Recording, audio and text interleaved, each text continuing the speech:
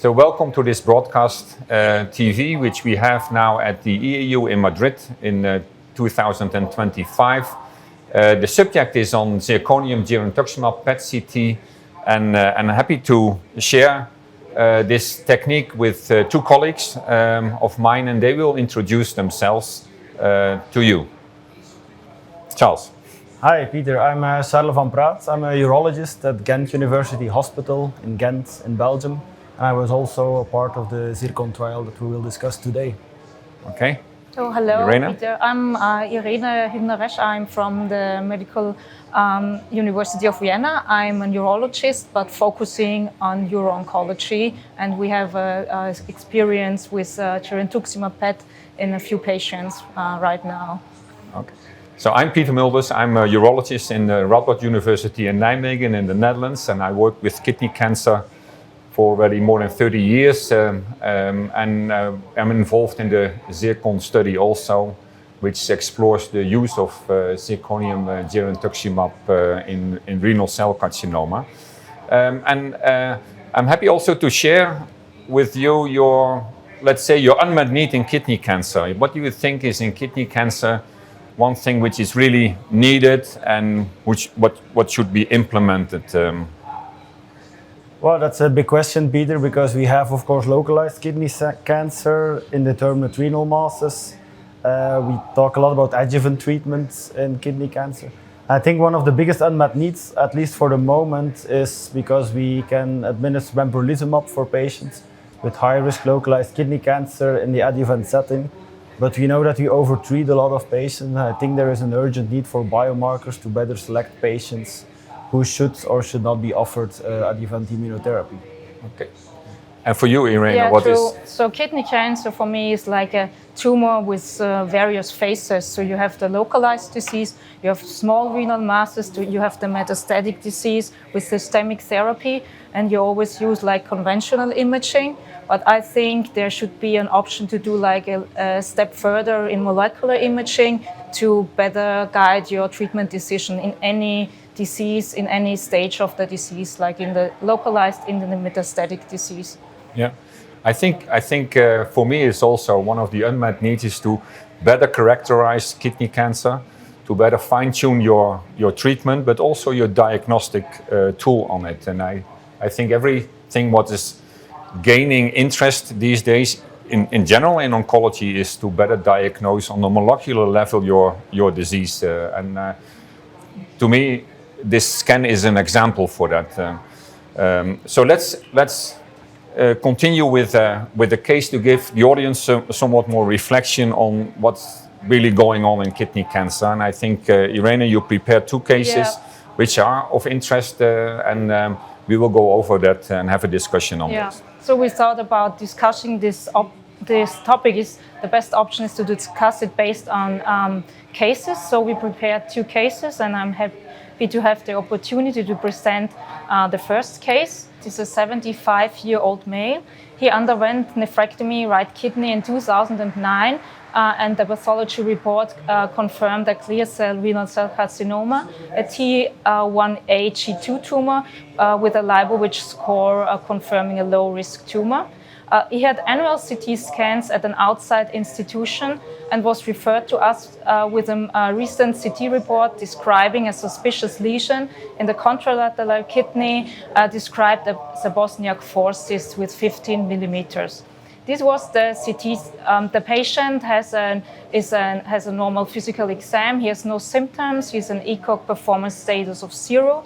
His history includes atrial fibrillation. He has a status post-ablation in 2004 and a status post-cholecystectomy. He's taking some meds regularly, nebivolol and aspirin, and he has a renal function a little bit impaired with a creatinine of 1.2 and a GFR of 53. This is the picture of the CT scan, the finding in November 2024, which shows the Bosniak 4 cyst with 15 millimeters. So now to discuss what the further options are in this case. With single kidney and status post-nephrectomy, history of clear cell renal cell carcinoma. So Charles, what do you think, what would you do with a patient like this? Well, I see a patient that's already at a higher age but is doing very well. So I think he deserves an active treatment. The question is this lesion bound to be malignant or not? I think the chance of malignancy is pretty high because he had a clear cell renal cell carcinoma on the other side already. It is described as a Bosniak forcus, but it looks like it has a large solid component as well. It's contrast enhancing, so I think the chance of malignancy is pretty high. Either we go for primary therapy, it looks in a good location to do a partial nephrectomy. I think you can do it already off clamp. It's half exophytic, it's small, it's on the anterior side, so if you do it minimally invasive, the morbidity should be low. Or you could choose to do some more workup and see whether this is in fact malignancy or not. And for that you can choose to do either a biopsy, but beware that it's described as a kystic lesion, so that would be a no biopsy lesion for me. Or you could do non-invasive determination with either girentuximab PET-CT if you have it available, or maybe a system MIBI scan to rule out possible oncocytoma. Yes. Yeah, for me it's a case with it is a monokidney, and the surgery can be done, but remember it's a monokidney. It is somewhat increased risk on the outcome of your surgery, what we know with monokidney. So that's one thing. And also he had a clear cell on the other side. If this is a clear cell on this side, it may be a metastasis or a novel tumor.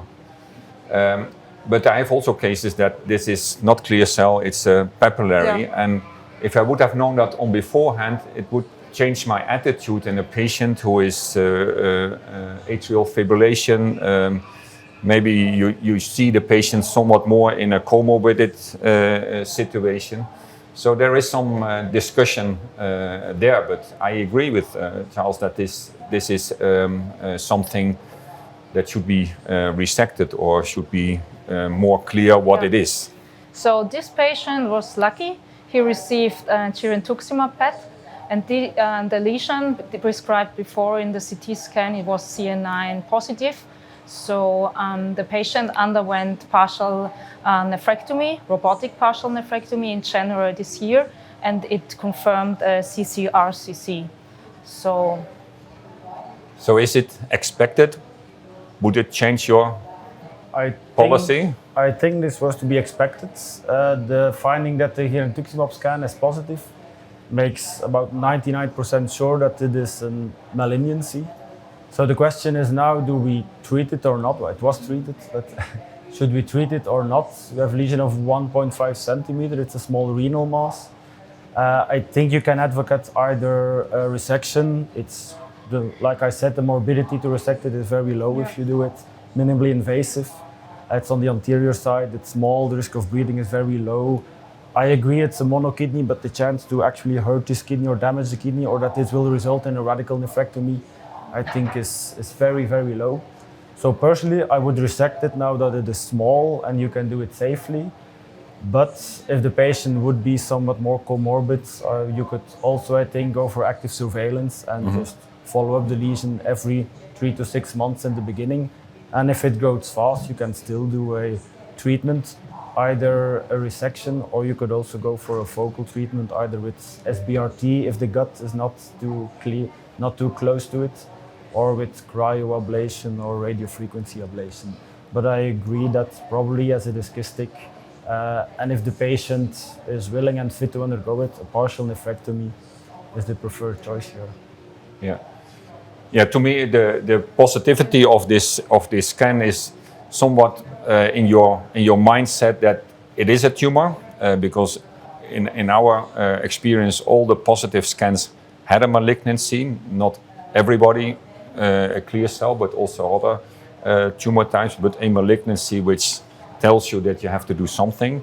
Cryo is not really advantageous for kystic lesions. So resection is I think the best, and especially with the positivity of the scan, I feel more reluctant to do surgery. although with not the availability of the scan, I think people would tend to do surgery, like you said also. But with the positivity of the scan, I'm somewhat more aggressive in treatment. With the positivity of the scan, it's like more easier for counseling the patients for a treatment option. Do you think it makes a difference? Yeah, I agree. That's my experience. If a patient sees a positive image like that, he wants to get rid of it. Yeah. And what happened in your hospital when you had yes and no the scan? Did it change the policy? So it was like kind upfront planned surgery, and the patient was like really up to surgery. And with based on the findings of the CA9 scan, PET scan, he was like more convinced about the surgery which he wanted before. So it was like something that was like convincing the patient for his decision he already made. Okay. Yeah. And can I ask what was the reason to do the scan in these patients? This was like kind of in the setting of this early access program. Mm-hmm. It was like according to a lesion under 7 centimeters, like in the Zircon trial. So he was one of the patients at our center. I think he was the first patient he received this girentuximab. Because it was available. Yeah. And then the hypothetical question: what if this lesion was negative on the PET-CT? Would it have changed your management? That's a good question. Maybe we discussed the biopsy before. I'm not sure. Yes, I don't think so. To me, that's really obvious that you're maybe less sure that you do things, and that's is in this patient like this. But you also have patients that are more comorbid or on anticoagulant drug, are more at risk, and etc. And it's just you're less concerned or more concerned, and that's because of the result of the girentuximab scan, I think. Yeah. To me, the problem here is if you do a scan and it's positive, you're quite sure that it's malignant. If the scan would have been negative, the only way to know it is either take out the lesion with a partial nephrectomy or do a biopsy. But in a cystic lesion, I mean, it's not advised to do a biopsy. You could never know without treating. Yeah. But if the scan would have been negative with a small lesion of 1.5 centimeters, maybe I would have counseled the patient to go for active surveillance in this case, and just to follow up and see what happens. And if it grows, you can still take it out. Because the scan is negative, it can still be malignancy, but it's likely that it's less aggressive and more prone to active surveillance. Yeah. Good suggestions in a kind of an MDT, as we are discussing it, like in an MDT way.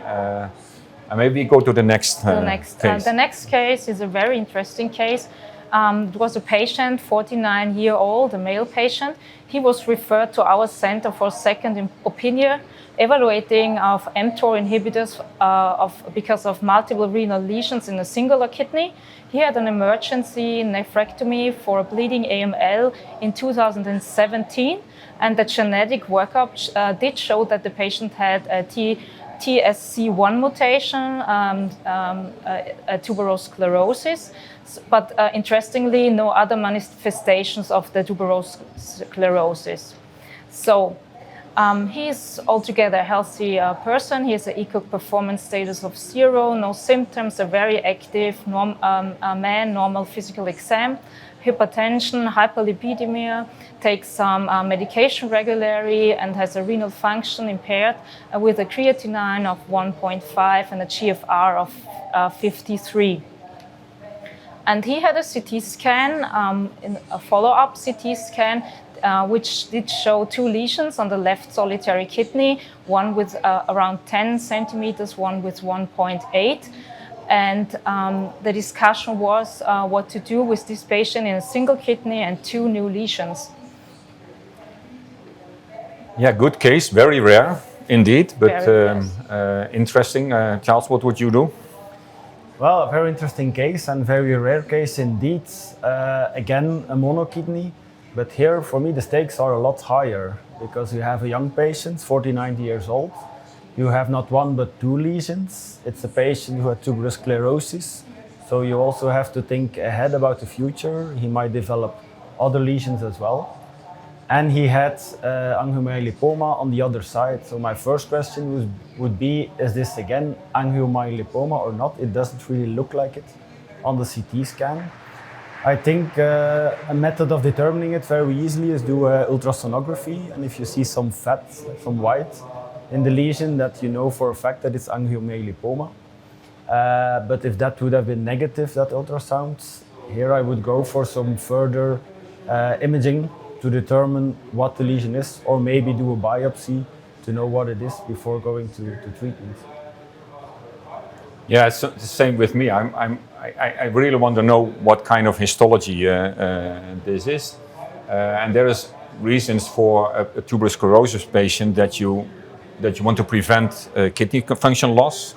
So your treatment is based on that. And there is always a chance that there is a reason for systemic therapy.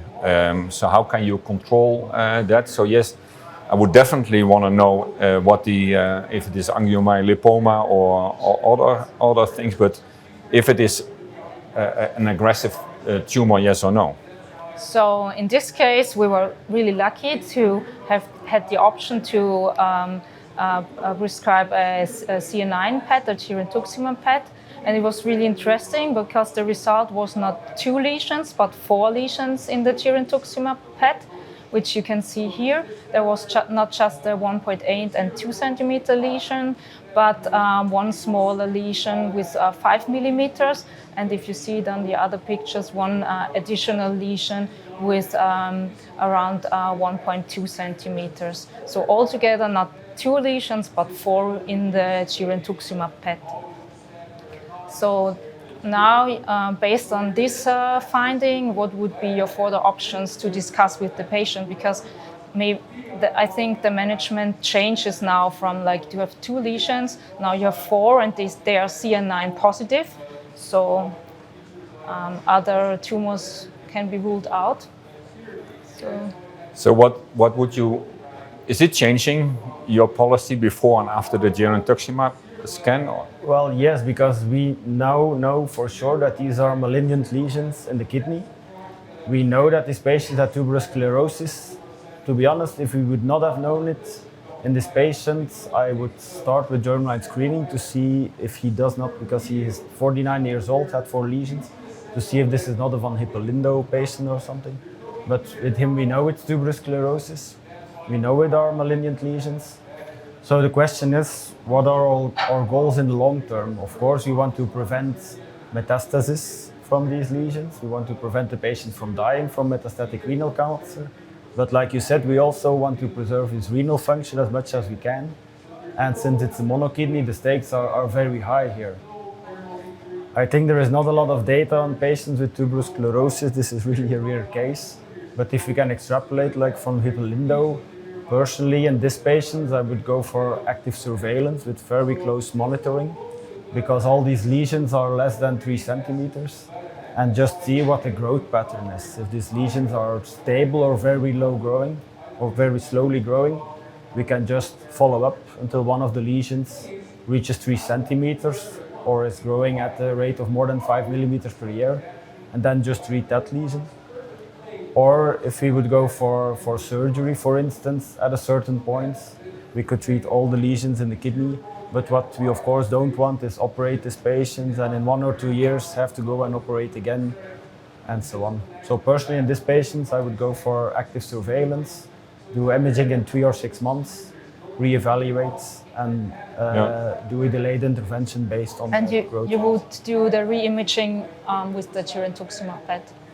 Well, you could. What worries me a bit is that you didn't see the other 2 lesions on CT, but probably it was because they were smaller. And if we take a cutoff of 3 centimeters, I think you would see lesions of 3 centimeters on a CT. So I think you can just follow up with CT in the future. I don't think doing another girentuximab scan in the future will give you a lot of additional information. I don't know if you agree on that. Yeah, I think I agree on that. This is a case that goes from 2. I had a tendency to see if we can control that via cryo or surgery, but now you have more, and that's also my experience in multiple tumor patients that if you do with girentuximab scan, you get two answers. If it is clear cell, yes or no, but also if there are more lesions. Yeah. And that changes your policy. So if there are 4 lesions now I know that it's clear cell. I agree with Charles that very close follow-up and treat in an early phase when something is changing is a good policy, I think. Yes. So this is the same. We will discuss with the patient. It's a very recent PET. So we will discuss all the options we already discussed with the patient right now. So based on this girentuximab PET CT, because now 4 lesions and changed the management, I think, from 2 lesions before. Yeah. So yes, thank you. Okay, I think interesting cases. Thank you for that, to share that. And Thank you. we know we have many more cases with a girentuximab scan, which you have interesting discussions on based on the results there. But I think very excellent cases in 2 ways that you can treat patients and good examples for that. So thank you for your availability to share that here. Thank you, Charles, for your expertise in this, and I'm happy that we did this broadcast, and we can finish it now by saying to the audience, see you next time.